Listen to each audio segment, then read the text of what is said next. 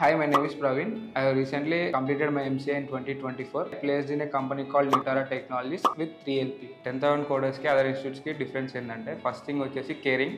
ఎందుకంటే బయట ఎక్కడ నీకు లైక్ క్లాస్ అయిపోయిన తర్వాత నీ దగ్గరకు ఒక పిఎం వచ్చి నువ్వు ఏం చేస్తున్నావు, నీ టాస్క్ ఏంటి, నువ్వు కంప్లీట్ చేస్తున్నావు లేదా అని కేర్ తీసుకోవడానికి ఎవరు ఉన్నారు. నువ్వు ఒకవేళ ఇన్స్టిట్యూట్ రాకపోయినా వాళ్ళు ఫోన్ చేసి నీకు ఖచ్చితంగా సతాయిస్తారనమాట. లైక్ నువ్వు ఎందుకు వస్తలేవు, రావాలి ఖచ్చితంగా, ప్రాబ్లం ఏంటి అని చెప్పి. అండ్ ఇంకో మెయిన్ డిఫరెన్స్ వచ్చేసి ప్లేస్మెంట్ టీమ్. లైక్ మనకి ఎక్కడ బయట ఒక సపరేట్ ప్లేస్మెంట్ టీమ్ అంటూ మెయింటైన్ చేయరు. ఇక్కడ ఏంటంటే ఒక ప్లేస్మెంట్ టీమ్ ఉంటుంది. వాళ్ళు ఎప్పుడు లైక్ నేను నీకు ఒక అసైన్ చేసేస్తారు, వాళ్ళు ఎప్పుడు నీ కేర్ తీసుకుంటూ ఉంటారు, నీ రెజ్యూమ్ అప్డేట్ చేపిస్తూ ఉంటారు ఎప్పటికప్పుడు. అండ్ కంపెనీస్ కి ప్రొఫైల్స్ పంపిస్తూ ఉంటారు, కంపెనీస్ తో మాట్లాడతారు, నీకు ఇంటర్వ్యూస్ ప్లేస్ చేస్తూనే ఉంటారు కంటిన్యూస్ గా. నాకు ఇంటర్వ్యూ ఎక్స్పీరియన్స్ అనేది ఏమీ లేదు. లైక్ ఇక్కడే నేను ఏం నేర్చుకున్నా ఇక్కడే నేర్చుకోవాలని చెప్పి నేను అనుకున్నా. సో ఫస్ట్ థింగ్ ఏదైనా మాడ్యూల్ అయిపోగానే ఖచ్చితంగా మనకు మార్క్స్ ఉంటాయి. ఫస్ట్ HTML CSS అనేది కొంచెం ఈజీ ఉంటాయి. మనం మార్క్ ఇచ్చేసినాక కూడా మన కమ్యూనికేషన్ మీద కొద్దిగా ఐడియా వస్తుంది. మనకు 10,000 కోర్స్ వచ్చేసి ఓన్లీ టెక్నికల్ మెయిన్ ఇంపార్టెన్స్ అని కాకుండా కమ్యూనికేషన్, యాప్టిట్యూడ్ అండ్ టెక్నికల్ ఈ మూడింటి మీద కాన్సన్ట్రేట్ చేస్తారు. ఫస్ట్ థింగ్ నేను మెయిన్లీ చెప్తున్నా, నాకు కమ్యూనికేషన్స్ కొంచెం నా ఫీలింగ్ ఏంటంటే ఇన్స్టిట్యూట్ రాకముందు నాలో ఒకటి ఉందో లేదో నాకు తెలియదు, కానీ నేను ఫీల్ అయ్యేవాడిని అయితే నాకు కమ్యూనికేషన్ చాలా తక్కువ ఉంది, నేను మాట్లాడతాను లేదని డౌట్ నాకుండే. సో ఎప్పుడైతే నేను ఇక్కడికి వచ్చానో